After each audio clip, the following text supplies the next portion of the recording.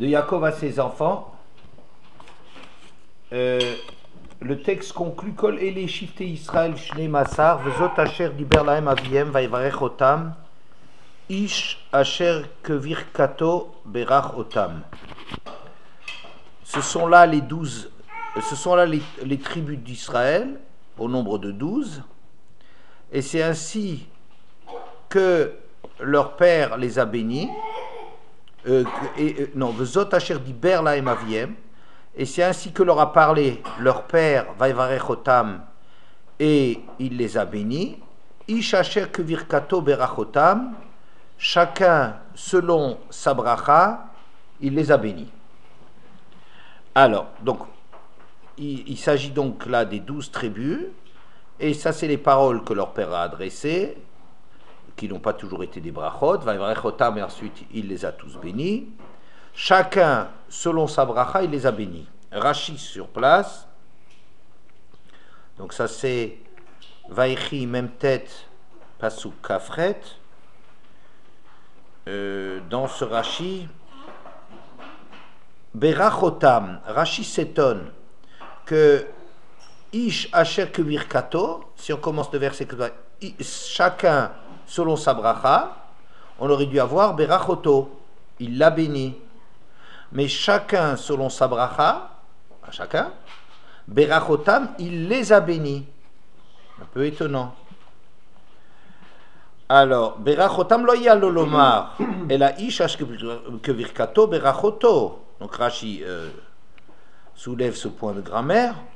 Le texte eût dû dire, avec circonflexe, tant qu'on a encore le droit de le dire, ça va bientôt être réformé. Alors, donc, le texte aurait dû dire chacun selon sa bracha, il l'a béni. Matalmud lomar berachotam. Qu'est-ce qu'on vient nous dire? Il les a bénis. Le fils chez Nathan Yehuda Gvurat Ari. Ou le Binyamin Chativato chez Zahav, chez Zeev. Ou le Naftali Kaluta chez la Yala. Yachol Shilo Kilan Kulam Bechol Abrachot. Talmud lomar berachotam.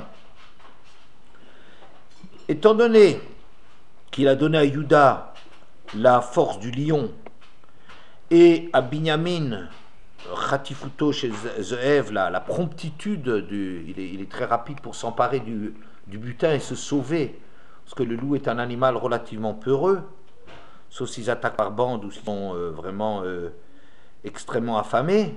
Mais eux, c'est pas des animaux forts comme le lion. Le lion, il peut s'installer pour manger là où il a tué. Mais le loup, il doit emporter le morceau et s'en aller rapidement. C'est Khatifa. Et donc, Binyamin a eu une bracha sur la promptitude du loup, et Naphtali, la légèreté de la gazelle. Yachol shelo kilelam kulam bechol abrachot. On pourrait imaginer que tout le monde n'a pas eu droit à toutes les brachot, mais seulement ceux qui ont été nommés avec telle et telle qualité. Talmud lomar berach otam. C'est pour ça que la Torah vient nous dire il les a bénis. Il les a bénis. Alors, il y a quelque chose ici un peu difficile. La bracha, a priori, a été attribuée à chacun en fonction de sa nature. Et donc, Yehuda a reçu la force du lion, et l'autre la khatifut, la rapidité, la promptitude du loup, et Naphtali la gazelle, la légèreté, la rapidité de course de la gazelle. C'est très bien, et on pourrait imaginer que ces qualités-là sont réservées pour telle et telle tribu. Alors c'est pour ça qu'on vient nous dire Berach Otam, ils ont eu tous droit à ces brachot. Yachol shelo kilam kulam bechol abrachot. On pourrait imaginer qu'ils n'ont pas eu droit à toutes les brachot. Or, les brachot qu'il y a eu, c'était de donner la force du lion et la promptitude, etc. On pourrait croire qu'ils n'ont pas eu droit à toutes les brachot. Shelo kilam kulam bechol abrachot, amudor berachotam, ils ont eu tous droit à toutes les brachot. Alors, ça pose le problème, qui est le problème suivant. Si on dit que Yehuda a droit à la force du lion, mais qu'en vérité tout le monde a eu cette bracha, où est le côté spécifique de Yehuda et qu'est-ce qui revient aux autres? Parce que Mimonachar, de deux choses l'une. Ou bien on dit que tout le monde a eu la même bracha, donc c'est pas la peine de la signaler pour Yehuda, puisque Yehuda n'aurait rien de spécial. Ou bien dire que Yehuda, c'est lui qui traduit cette mida, c'est lui qui exprime cela. Et alors les autres, qu'est-ce que ça veut dire? Que les autres, ils ont reçu cette mida. Mais quelle est donc la différence entre le fait d'attribuer la royauté à Yehuda, ce qui a été effectivement le cas, tout le monde n'était pas roi, la royauté ou la puissance du lion à Yehuda, et de dire que tout le monde a reçu cette bracha. Voilà. Alors, on va oublier cela, on va le mettre ça de côté, on reviendra là-dessus, mais d'abord, il y a, dans notre paracha, le texte dans le Perek Kavdalet est très difficile, il décrit la façon dont Matan Torah s'est passé. C'est un texte toujours très difficile. Je vais donc lire le texte et vous signaler au moins les difficultés que moi je relève. Vel Moshe Amar Ale Lashem Atav Aaron Nadav Avihu Veshivim Ziknei Israël Vishtachavitem Merachok. Tandis qu'il dit à Moshe, monte vers Hachem, toi, Aaron, Nadav, Avihu et les 70 des anciens d'Israël, et vous vous prosternerez à distance. Venigash Moshe levado el Hachem, vehem lo yigashu, va'am lo yalu imo. Et Moshe s'approchera seul d'Hachem, alors qu'eux ne s'approcheront pas, et le peuple ne montera pas avec lui. Comme il y a des différentes barrières, différents niveaux auxquels s'arrêtait chacun, le Ibn Ezra parle là, c'est de cela. Vayavo Moshe vayisaper la'am et kol divrei Hashem ve'et kol hamishpatim vayam kol ha'am kol echad vayomru kol advarim asher diber Hashem naaseh. Moshe vint raconter au peuple toutes les paroles d'Hachem et toutes les lois, et le peuple répondit d'une seule voix en disant, toutes les paroles qu'Hachem a dites, naaseh, nous allons les appliquer. Naaseh. ויכתוב משה את כל דברי השם וישכם בבוקר ויבן מזבח תחתיו ו12 מצבה ל12 שבטי ישראל. Moshe écrivit toutes les paroles d'Hachem, il se leva de bon matin, construisit un misbéach au pied de la montagne et 12 stèles, c'est des pierres dressées, matseva, pour les 12 tribus d'Israël. וישלח את נערי בני ישראל ויעלו עולות ויזבחו זבחים שלמים להשם פרים. Il envoya les jeunes des Bnei Israël pour offrir des holot. Ils firent des sacrifices de shlamim à Hachem sous la forme de taureaux. ויקח משה חצי אדם וישם בהגנות וחצי אדם זרק על המזבח. Moshe recueillit le sang, c'est Kabbalat Adam, qu'il mit dans des récipients, tandis que la moitié du sang, il le jeta sur le misbéach. Vaikar sefer abrik vaïra ozne ha'am, vayomru kol asher diber Hashem naaseh v'nishma. Il prit le livre de l'Alliance, donc le livre qu'il a transcrit, et le lut aux oreilles du peuple. Ils déclarèrent tout ce qu'Hachem a dit, naaseh v'nishma. Vaikar Moshe tadam vaizrok al ha'am, vayomer ine dam abrit asher karat Hashem imachem al kol advarim ha'ele. Moshe prit le sang, il le jeta sur le peuple et déclara, voici le sang de l'alliance qu'Hachem a conclu avec vous à propos de toutes ces choses. Voilà. Alors, qu'est-ce qu'il s'agit? Bon, des choses, on entend au passage déjà, évidemment, quelque chose qui doit retenir notre attention, c'est qu'au début le peuple déclare Naaseh, après il dit Naaseh v'nishma. Bon, il y a une évolution, il y a quelque chose qui s'est passé. Il y a différentes choses qui sont difficiles. Moi, j'étais sensible par rapport, par exemple, au fait que le sang de l'Alliance a été versé en deux temps. Les sacrifices qui ont été faits, Moshe a recueilli le sang, Vaikach Moshe Chatzi Adam, Moshe recueillit la moitié du sang, Vayasem Baganot qu'il passa dans des récipients, Vachatzi Adam Zaraka le Misbéach, et la moitié du sang, il le versa sur le Misbéach. Le Misbéach, ça correspond à ce que dans l'Alliance, il y a une partie qui s'appelle la Akadosh Baruch Hu. Ouais. Comme ça disent Tosot, je ne sais plus trop. Bon. Et Rabbi Hananel.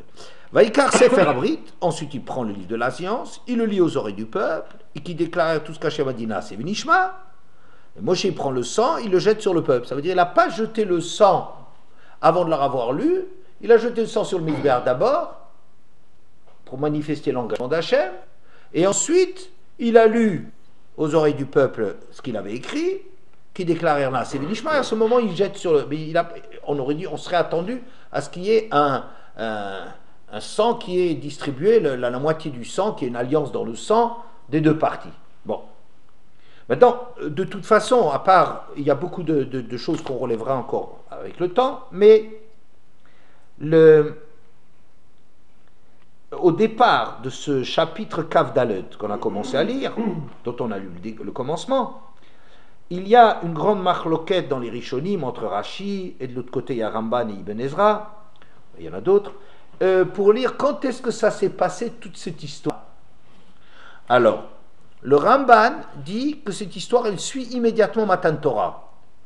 Le Ramban, il a comme ça un point de vue que, sauf nécessité absolue, il laisse toujours la Torah dans l'ordre chronologique. Et il y a de multiples discussions qu'il a contre Rashi. J'en ai repéré une fois, au moins 7 ou 8 qu'il a dans la Torah, où Rashi est en train de dire la Torah n'est pas un livre de chronologie, c'est pas sur ce mode-là qu'il faut le lire, alors que le Ramban essaye, dans la mesure du possible, à le lire dans l'ordre, et finalement, il y a pratiquement jamais le Ramban n'accepte de Ein Mukdam ou Mouchar, juste quand la Gemara, au début de Sefer de Bamidbar, quand la Gemara elle-même dit qu'Ein Mukdam et Mouchar, et encore c'est justifié, etc., etc. Bon, alors, tout ça, d'après le Ramban, ça s'est passé, cette histoire-là, après Matan Torah, puisque Matan Torah, ce qui précédait Matan Torah, c'était dans le chapitre Yutet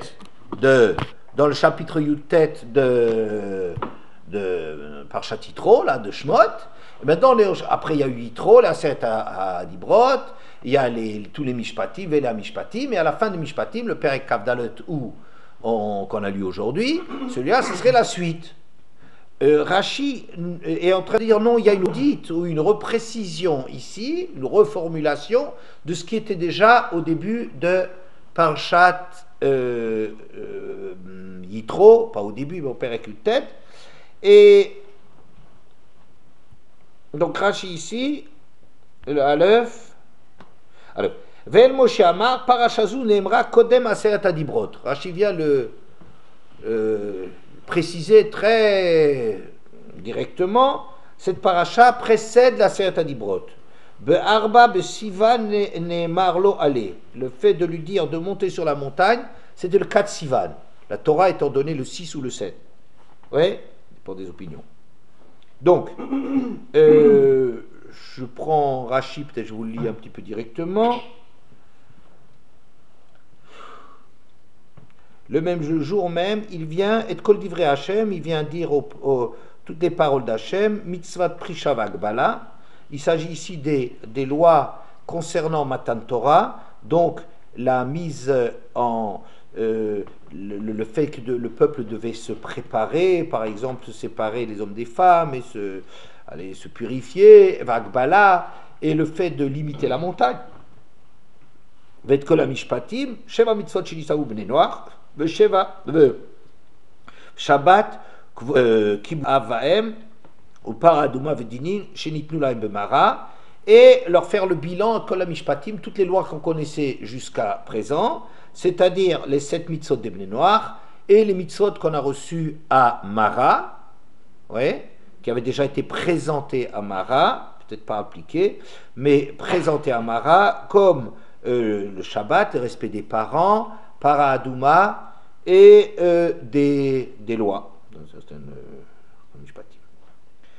Ensuite, Moshe écrivit, Mi Breshit Vat Matan Torah, son livre de l'Alliance, compose le texte, porte sur le texte depuis Breshit jusqu'au jour d'aujourd'hui, V'kata mitzvot shelitavu memara, en y incluant les mitzvot donnés à Mara, Vayashkem baboker se lève de bon matin, Bechamisha besivan, Vayashkem baboker vaïven misbeach, et le 5 Sivan, Et il y a toute cette opération-là de Misbéach et des stèles pour les tribus. Et les jeunes d'Israël les premiers-nés à l'époque, c'était encore pas une avoda par les Kohanim n'ont pas encore supplanté les Bnei Israël. Donc c'est les Bchorot qui font la avoda. Ils offrent les différents sacrifices. Voilà. Voilà. Ça c'est Rashi. Sefer Abrit, Vaikar Sefer Abrit Vaikra Bozneam. Et il va lire le livre qu'il a écrit, Sefer Abrit, Mi Bereshit Vatmatat Torah, Umitzot Shenisavu Memara. Rashi répète qu'il s'agit de ce qui a été annoncé précédemment. Bon, je ne m'intéresse pas maintenant aux raisons pour lesquelles le Ramban n'est pas d'accord avec cette lecture. Voilà.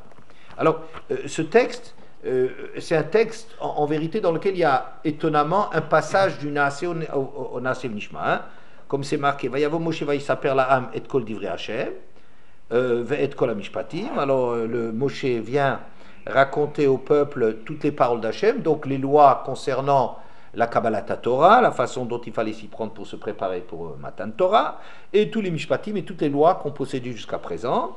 Et tout le peuple répondit d'une seule voix en disant toutes les paroles qu'Hachem a dites, Naaseh, on va les appliquer. Là-dessus, Moshe écrit toutes les paroles d'Hachem, il se lève de bon matin, construit le Misber, etc., etc.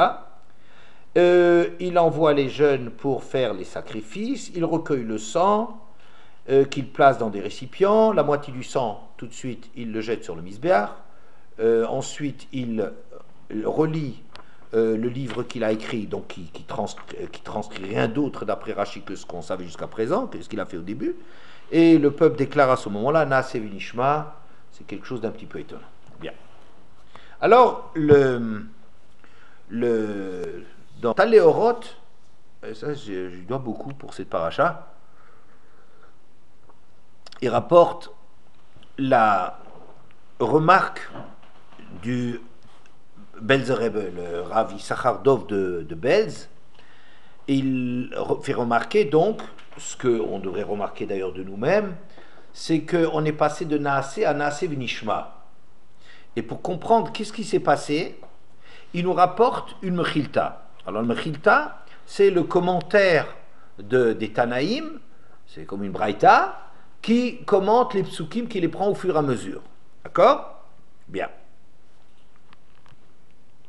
Et il rapporte une discussion intéressante. He'emit 12 matzevot lishne masar shifte Israël. Divrei Rabbi Yehuda. V'chachamim omrim 12 matzeva al kol matzeva al kol shevet v'shevet bana mizbeach. Al-Kol Shevet de Shevet, point. Bana Misber, c'est après. Il y a une discussion intéressante. Rabbi Yehuda dit, sur ce verset ambigu, sur la façon dont Moshe a préparé le terrain de Matan Torah, il y a un verset qui peut se dire de deux façons. Vaïchtov Moshe Divrei Hashem, c'est le verset d'Alet, dans le Perek d'Alet.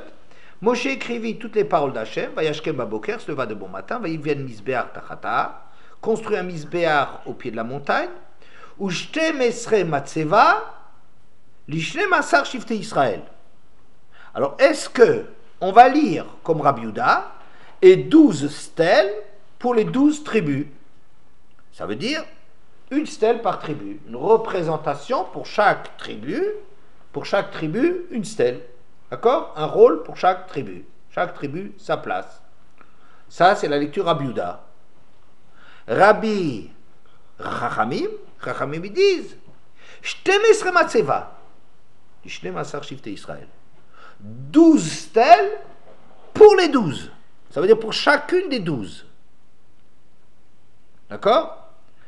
Pas une stèle par tribu comme Rabbi Yehuda, mais les 12 stèles par tribu. 12 fois 12. 144. Alors, avant qu'on réforme le calcul aussi, on se dépêche de dire les choses. Alors, donc, il a construit 12 stèles pour chacune des tribus. Tiens donc, ça nous rappelle quelque chose. C'était ma question, ma remarque au début du cours. Là, on commence à nous parler que Yaakov a donné une bracha, à Yehuda il lui a donné ça, à Binyamin a donné cela, à Naphtali a donné cela. Ok, alors chacun sa bracha. Ça veut dire 12 stèles en tout pour les 12 tribus en tout. Ouais. Une stèle par tribu, une identité, un rôle particulier pour chacune des tribus. Donc ce serait l'opinion de Rabbi Yehuda, c'est que Yaakov, dans un premier temps, a donné une bracha individuelle pour chacune des tribus. Et ensuite, Berach Otam, il les a bénis. Tu vas croire qu'il a réservé les brachot à Yehuda, la force du lion, et l'autre, la promptitude du loup, et le troisième, la légèreté de la gazelle. Tu vas croire que ça le réserve? Non. Il les a bénis Otam. Chacun sa bracha qu'il avait donnée individuellement, il les en a bénis. Donc, il se trouve que chacun a 12 brachot. Chacun détient les brachot. Donc, l'opinion des Chachamim, qu'en vérité, il y a un niveau dans lequel chacune des tribus a possédé les attributs des autres. Alors maintenant, le problème, c'est de comprendre comment on passe de l'un à l'autre. Comment on passe d'un premier temps une bracha individuelle, une réalité bien précise pour chacune des tribus, et de cela on va passer à ce que chacune des tribus détient en vérité toutes les qualités de toutes les tribus. Le même problème qu'on a entre la bracha de Yaakov, on le retrouve ici au moment de Matan Torah, mais au moment de Matan Torah, on semble le retrouver d'une façon très officielle, dans une marloquette, mais les marloquettes ce n'en sont jamais, c'est juste des regards particuliers, une insistance sur un point particulier, il n'y a jamais de marloquette là-dedans. Et comment ça s'est passé? Vous me direz, ce qui va être terrifiant, c'est si on a filmé, on va demander le film de ce qui s'est passé. Alors, est-ce qu'il y avait une matzeva ou 12 matzevot? Ça, il faudrait déjà de bons metteurs en scène pour montrer qu'une matzeva, dans une matzeva, il y en a 12, ou etc. Je pense que c'est pas tellement difficile, il faudrait qu'ils réfléchissent un peu, mais je pense que je me lancerai dans le cinéma bientôt. Alors, comment ça s'est passé? Alors, on va comparer la façon, les deux temps de Matan Torah. Les deux temps de la préparation. C'est pas encore Matan Torah, c'est la préparation. Le pasuk Gimel du Perek Kavdalet. Vayavo Moshe vayisaper la'am et kol divrei Hashem et kol hamishpatim. Moshe vient raconter au peuple toutes les paroles d'Hashem et tous les jugements. Vayan kol ha'am kol echad vayomru. Et le peuple d'une seule voix répond en disant Kol advarim asher diber Hashem naaseh. On va appliquer cela. Moshe retranscrit cela. Bien. Retranscrit, donc, dit Rashi, les lois qui concernent le futur Matan Torah, Prisha et Hagbala, et les mitzvot connus jusqu'à présent, c'est-à-dire Sheva mitzvot Bnei Noach, plus tout ce qu'on a entendu à Mara. Les Mizbechot, non, un Mizbeach, quelque chose qui unit, quelque chose de commun, et les stèles, les réalités individuelles, est-ce qu'il y en a une ou 12 par tribu? Moshe recueille le sang des sacrifices, et à ce moment-là, il jette déjà le sang sur le Mizbeach, donc la moitié du sang. Vaikar Sefer Abrit, il prend donc ce livre qu'il a écrit, Vaikra Bosneam, qu'il lit aux oreilles du peuple, Vayomru, qui déclare Kol Asher Diber Hashem Naaseh V'Nishma. Comment on a dit Naaseh V'Nishma? Il y a eu un glissement d'un Naaseh qui devient Naaseh V'Nishma. Mais comme ça, on ne peut pas très bien comprendre comment ce qui est passé d'un Naaseh à un Naaseh V'Nishma. Mais il faut voir dans le détail que les deux psukim qui parlent des réactions de Bnei Israël ne sont pas du tout identiques. Premier verset. Donc, Moshe vient, va y saper la âme. Et de Kol Divrei Hashem, il a raconté. Il a fait un récit des paroles d'Hachem, comment il fallait se préparer à Matan Torah et tout ça, et des lois qu'ils avaient. Et regardez, Vaya'an, au singulier, il a répondu. Kola'am, tout le peuple. On parle du peuple. Tout le peuple, ensemble, répond Kol Echad, d'une seule voix. Vayomru, et ils disent Kol advarim asher diber Hashem naaseh. C'est une réaction du peuple, c'est une réaction du peuple quand ils entendent l'énoncé des différentes lois, ils répondent d'une seule voix, Vaya'an au singulier, Vaya'an kol ha'am kol echad, d'une seule voix, Vayomru en disant. Oui. D'ailleurs, si vous voyez dans Parshat Yitro, qui semble, au moins déjà dans la mesure où on marche comme Rashi en disant qu'il y a une reprise dans Mishpatim de ce qui se passait dans Yitro, dans ce qui est décrit dans Yitro. Dans Yitro, il y a moins de choses qui sont décrites, mais Vayavo Moshe vayikne ha'am vayasem lifnei bet kol advarim ha'ele asher tivahu Hashem vayanu kol ha'am yardav vayomru kol asher diber Hashem naaseh. Il y a pas mal de ressemblances, hein, vous voyez. En vérité, c'est vrai que c'est vayanu, c'est un pluriel. Kol ha'am yardav, ensemble, le peuple, tout le peuple ensemble en disant naaseh. Oui, ça semble être à peu près la reprise de ce que nous on est en train de faire ici. Ça s'appelle kol echad. Oui, voilà. Mais je vais prendre ce qui se passe chez nous. Alors, donc, ici, c'est une réaction commune d'ensemble du peuple. Vayikach Sefer Abrit, dans le Pasuk Zayin, Vayikrab Ozne Ha'am, c'est plus Vayisaper. Vayisaper, c'est raconter, décrire, c'est une histoire, c'est un récit. On décrit simplement les choses sans plus. Mais ici, ce livre, qui au début c'est un livre, c'est Torah chez Birtav, il le fait entendre, Vayikrab Ozne Ha'am, il le fait rentrer dans leurs oreilles. Oui. Vayomru, et ils répondent. C'est une réaction pas du peuple, c'est une réaction des individus. Kol asher diber Hashem naaseh v'nishma. C'est-à-dire qu'il y a eu deux moments dans Matan Torah, enfin dans la préparation de Matan Torah. Une première réaction, c'est une réaction, le peuple, dans son ensemble, qui s'engage à appliquer la Torah. Ça s'appelle Naaseh. Dans un deuxième temps, quand on leur a fait, on leur a rentré, qu'est-ce que c'est dans la tête, qu'est-ce que ça veut dire le contenu qu'il y a derrière, Be'ozne ha'am, alors là-dessus c'est un Naaseh v'nishma. Ça veut dire ils ont entendu qu'il y a une dimension de limoud dans la Torah qui était absente du départ.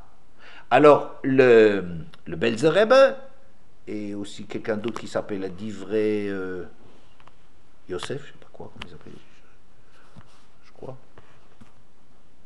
Pardes Yosef, je sais pas qui c'est. Dans le Taléorot, hein, oui, c'est un livre dans lequel on trouve parfois des bijoux. Alors il dit comme ça, le premier engagement, c'est un engagement commun, c'est-à-dire que tout le monde s'engage comme Yardav, Kol Echad, Ya'an, un singulier, à chacun participer à appliquer la Torah. Qu'est-ce que ça veut dire chacun participe à appliquer la Torah? C'est-à-dire que chacun a ses caractéristiques. Il y en a un qui est doué pour cela, il y en a un qui fait cela. Mais dans la Torah, c'est comme ça. Il y a les Kohanim qui font ça, il y a les Israël qui font ça, les Lévi font ça, il y a les lois qui concernent Eretz, il y a les hommes, il y a les femmes, il y a etc. La Torah, elle est divisée, elle est répartie en de multiples domaines, et le peuple à lui tout seul, personne à lui tout seul ne peut faire 613 mitzvot, mais en constituant un peuple, et bien ça y est, on peut être mekabel la Torah, on peut appliquer la Torah. Cet engagement du départ, c'est un engagement d'appliquer la Torah ensemble.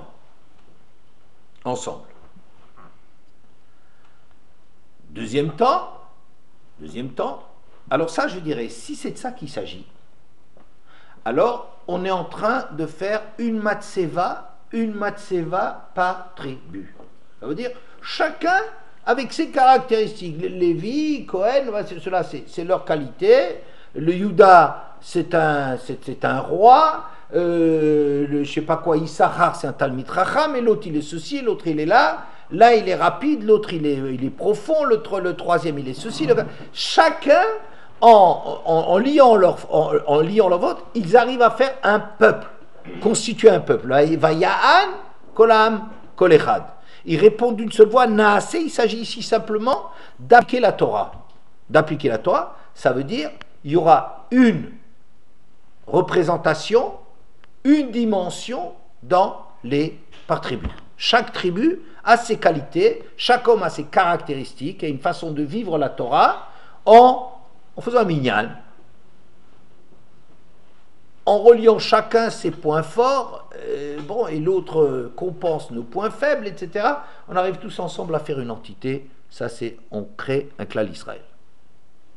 Il y a une deuxième dimension. Il y a une dimension que quoi? Qu'en vérité, chacun, imaginons une famille. Alors, les frères et sœurs sont chacun très différents. Ils ont leur personnalité, mais en vérité, ils viennent des mêmes parents, et ils viennent de la même éducation, ils ont des choses qui sont communes, bien qu'ils ont des personnalités qui peuvent être très très différents les uns des autres, mais il y a un potentiel de quelque chose d'une origine commune qui fait que chacun, à un certain niveau, peut accéder aux capacités. On n'est pas étranger, on est peut-être, tu les reconnais pas, tu dis mais ils se ressemblent pas du tout, ils ont rien à faire l'un avec l'autre, mais c'est pas vrai. Ça veut dire il y a quelque chose qui les lie, il y a un potentiel qui les lie, mais qui est exprimé en pratique beaucoup plus par celui-là, d'une façon immédiate. C'est Yuda qui a la grandeur et la force, mais en vérité tout le monde a un potentiel de grandeur et de force. Mais c'est Yuda qui va être celui qui va incarner cela en pratique.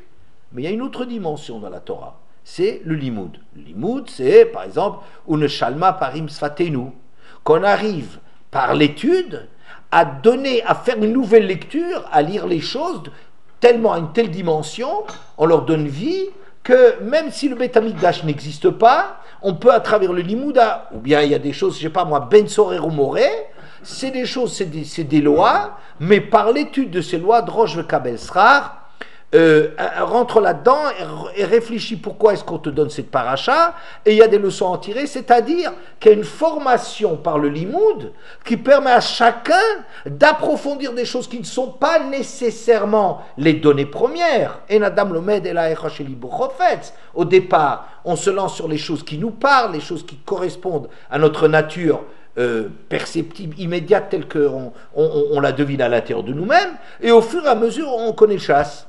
C'est-à-dire, au fur et à mesure, on développe un potentiel qu'on a, qui n'est pas exprimé, qui va faire que, à l'arrivée, alors ça c'est quand les paroles rentrent d'ivré, osné à âme, quand les choses, la Torah écrite, elle devient de l'ordre de la Torah orale, qu'on commence à connaître la richesse, à en deviner la richesse, alors ça va yomrou. Ça devient un engagement personnel de chacun, ça ne devient plus simplement former un klal et relier leurs forces, mais chacun de développer, et alors à ce moment-là, c'est Nas et Venishma.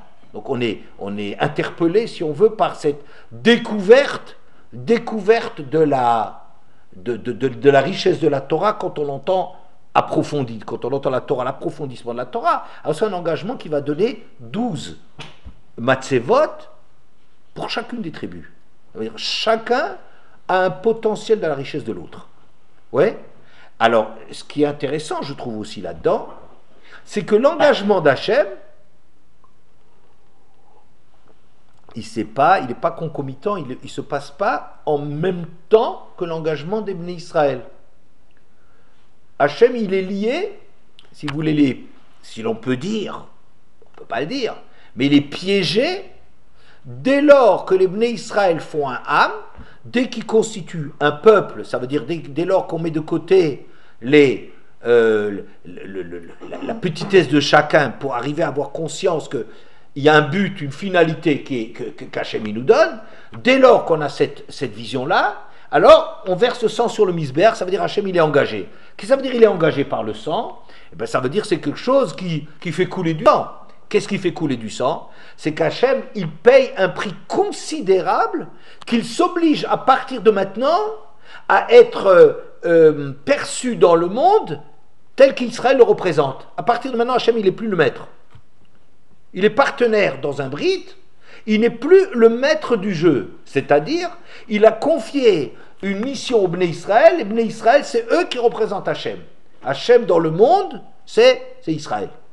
Et ça, Hachem, il s'est dessaisi, si vous voulez, de ce contact direct avec les hommes, au bénéfice des Bnei Israël. Les Bnei Israël, c'est Atem Edainu Hachem, c'est vous mes représentants. D'accord? À quel moment ça se passe, le sang sur le Misbéach? Dès lors que les Bnei Israël arrivent à tellement entendre l'enjeu de la Torah, qu'ils mettent de côté, mais ça on ne va pas revenir là-dessus parce que c'est des cours dont on a déjà longuement parlé, d'arriver à monter de dimension, ne plus se considérer comme une fin en soi, mais comme quelqu'un participant à un klal. On a dit à propos de Yosef, on a dit, quand on dit, qu'est-ce qu'il y a? Publicité? Pas de publicité, pas de publicité sur les ondes. C'est pas TF1 ici, remarque. Non, mais c'est pour vous rappeler, c'est des rappels. Bon, c'est pour qu'ils sachent. Alors, donc il n'y a pas de publicité, on enlève tout, effacer tout ça. Clac. Comment? Voilà.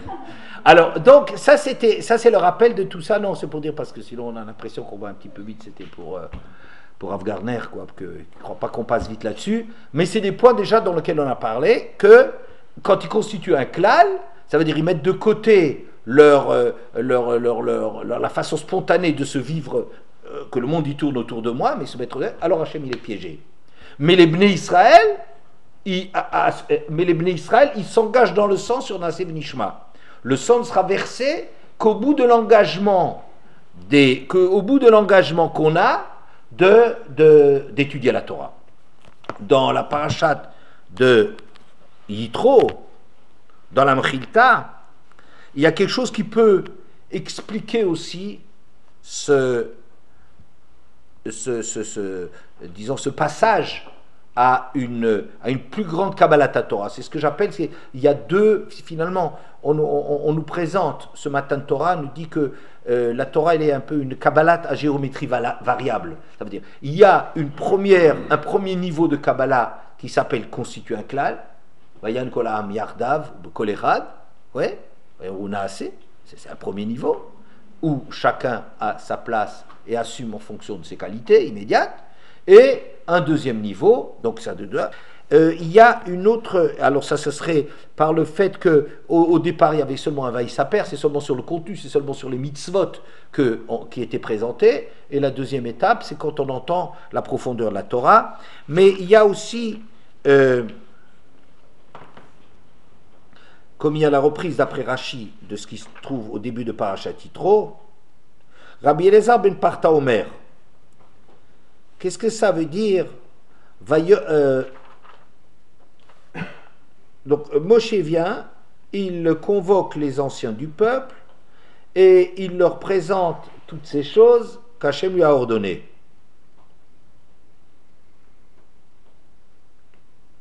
Tout le peuple répond ensemble en disant tout ce qu'Hachem a dit, on va le faire. Vayashev Moshe divrei ha'am el Hachem. Qu'est-ce que Moshe leur répond? Alors Rabbi Elazar ben Parta Omer, Vechima amar makom les morts l'Israël, Omamru Israël la makom. Mais qu'est-ce qu'il vient leur dire? Qu'est-ce que Moshe rapporte les paroles du peuple à Hachem? De quoi s'agit-il? Quel dialogue y a-t-il entre eux? Et là, chez Nehemar, Mitor chez Nehemar, Vayavo Moshe, Vaïsaper la'am. Hachem, il est venu, Vaïsaper la'am. Vous voyez, c'est les psukim qui sont dans Kavdalet. Il n'y a pas de Vaïsaper ici. Vayavo Moshe, Vaïkra, Vaïsem lifne betadvarim. Vaïsaper, on voit qu'il y a complètement une superposition, si vous voulez, de ce qu'on lit avant Matan Torah et ce qu'on lit maintenant dans la paracha de Mishpatim. Hein. Alors, chez les Mar, Vayavo Moshe Vaïsaper la'am, Amar lahem, im mekablim atem alechem onshim besimcha, hare atem mekablim schar, veim la aver atem mekablim alechem poranut, vekiblu onshin besimcha. Avant Matan Torah, Moshe transmet le message d'Hachem en leur disant comme ça: si vous acceptez les punitions de la Torah avec joie, alors vous serez récompensés. Sinon, vous aurez des punitions. Et ils ont reçu avec joie, Ça vous dit quelque chose, ça? Ça vous rappelle quelque chose? A priori, je veux dire, il faut... Pardon? Non, là, il fallait remettre dessus pour un petit peu accélérer les bonnes intentions. Alors, pour accélérer les bonnes intentions, c'était ça. Non, mais même Kablim Onshim Besimcha. C'est pas Kigit, Kigit, ça serait. Ça vaut? Je pense pas. A priori, je veux dire, il faut être un petit peu masochiste pour accepter les Onshin Besimcha. C'est un texte un peu bizarre. Si vous acceptez les punitions avec joie, c'est bon. Sinon, oh là là, gare à vous. Et ils ont reçu avec joie. Faut le vouloir, quoi. Encore Non, plus, faut dire merci. Hein? Sinon vous allez être puni. Dans la joie. Ouais. Alors, qu'est-ce que ça rappelle? Eh ben moi, il y a un texte exactement qui parle de ça, il me semble. Regardez. Yovamot Memzaïn Amoudalef. Tanoura Banan. Guerre Shebal Itgayer Bismanazé. Quelqu'un qui vient se convertir en ce temps. Ça veut dire le temps, Bismanazé, ça veut dire toujours quand ça va mal. Parce que le Zmanazé de l'histoire juive, sauf de rares exceptions, c'est toujours la catastrophe, on n'est pas les premiers. Non, il faut faire attention parce qu'on croit que parce que maintenant ça va très très mal dans le monde, que c'est la pire époque de notre histoire, ce n'est qu'une redite sous une autre forme de période terrifiante qu'on a traversée finalement sans trop qu'on est arrivé à traverser, disons. Oui. Et c'est pas pire que tout ce qu'on a connu de Bismanazé. Ça veut dire, c'est pas l'époque de David Ameller, c'est pas l'époque de Shlomo Ameller, et c'est pas les temps messianiques. C'est pas là où on voit la réussite d'Israël que la Torah c'est beautiful. Ouais, Judaïsme is beautiful, on convertit pas les gens là-dessus. Alors un converti qui vient à notre temps, on lui demande au Brimlo, Maraïta chez Batali Gaër, t'as peut-être pas lu le journal, qu'est-ce que tu viens de convertir? Israël bismanazé de vouim, de choufim, sroufim, meturafim, visurim baïmalem. Mais tu sais pas comme les juifs, ils sont spoliés, ils sont méprisés, ils sont rejetés, ils sont malheureux, hein, c'est très actuel, hein, bismanazé. Imomer, Yodea Ani, je suis au courant. Ve'eni kedai. Et je ne mérite pas. Rachid dit Ve'eni kedai. Ve'eni raoui li ishtatev betzaratan. Et je ne mérite pas à m'associer à leur détresse. Ou mi yiten ve'eske le kar. C'est Rachid. Et si seulement je pouvais accéder à cela, me kabli moto miyad. On n'a pas besoin d'autres examens. Pas besoin de faire un autre examen de passage pour un guerre s'il comprend qu'il y a une plimiout dans la Torah, que c'est comme ça que il y en a qui disent comme ça, le peuple juif, c'est un peuple qui est la preuve que Dieu les a laissés tomber, regardez leur sort. Ouais, Dieu il est en Amérique. Hein? In God we trust, disent-ils.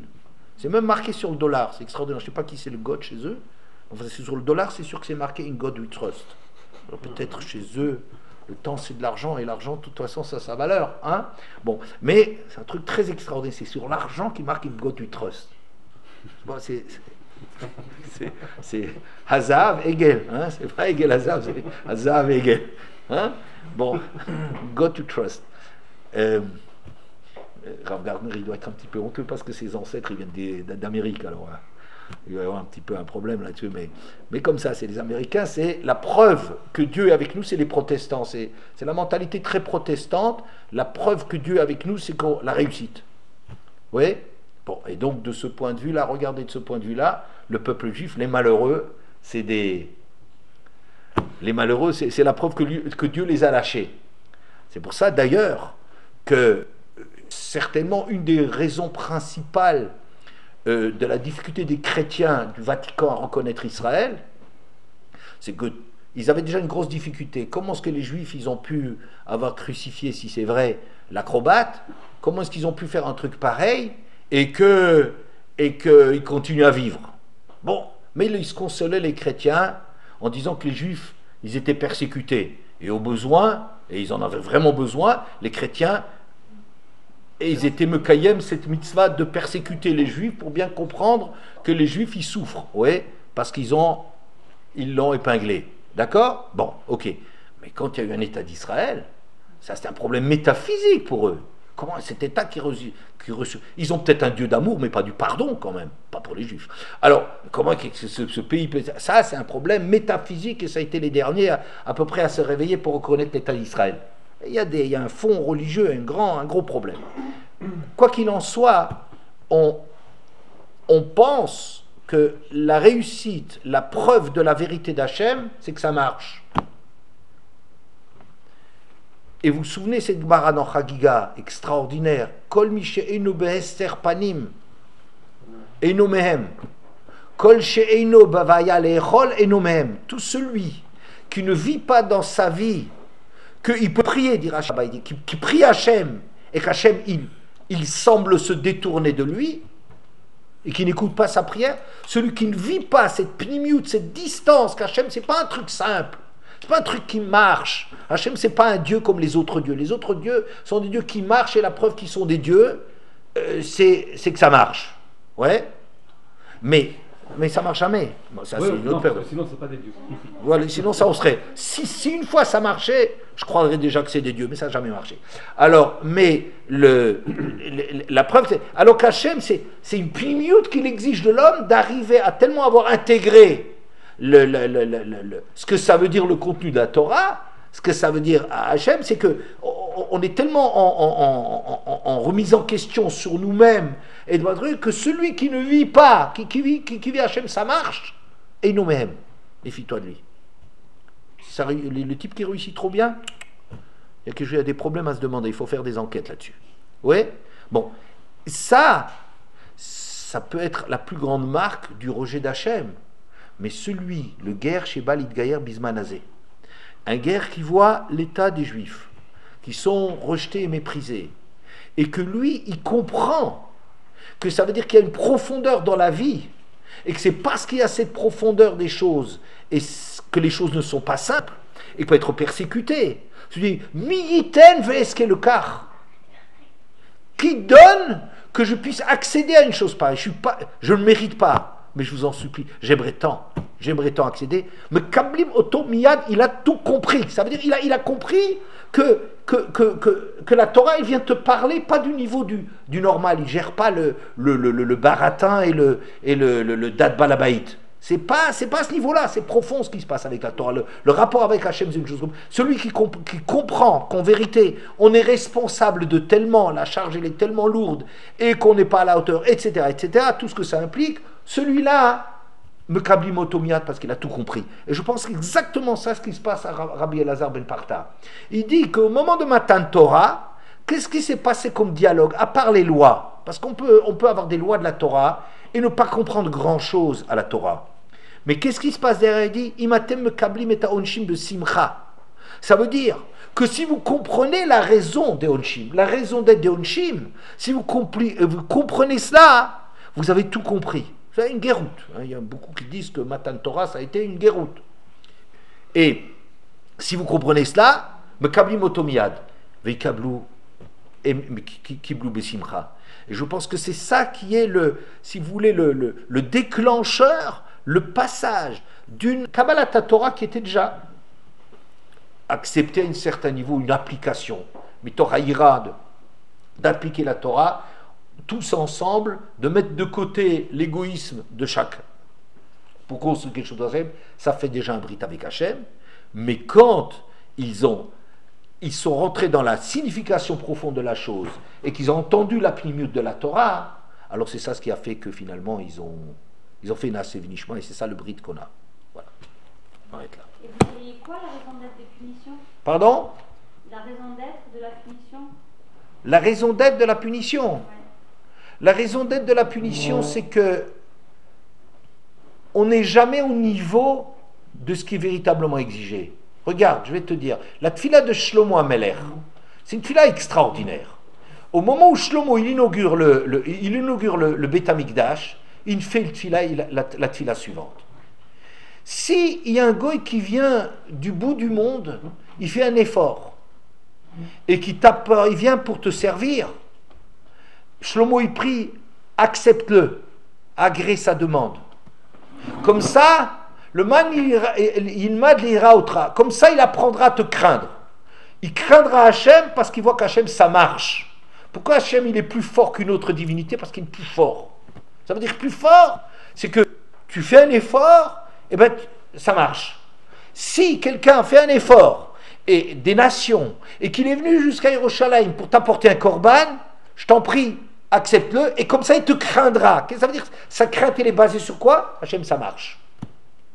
Il est plus fort qu'un autre Dieu. Mais si c'est Israël qui vient, tu connais son cœur. Comme ça il dit le texte, je ne me souviens plus des paroles. Alors donne-lui que s'il le mérite, afin qu'il te craigne. C'est extraordinaire. Ne lui donne que s'il le mérite, afin qu'il te craigne.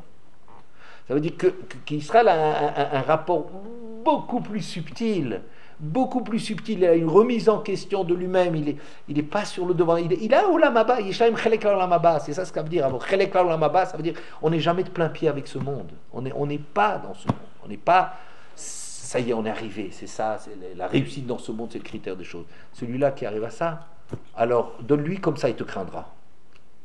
Oui.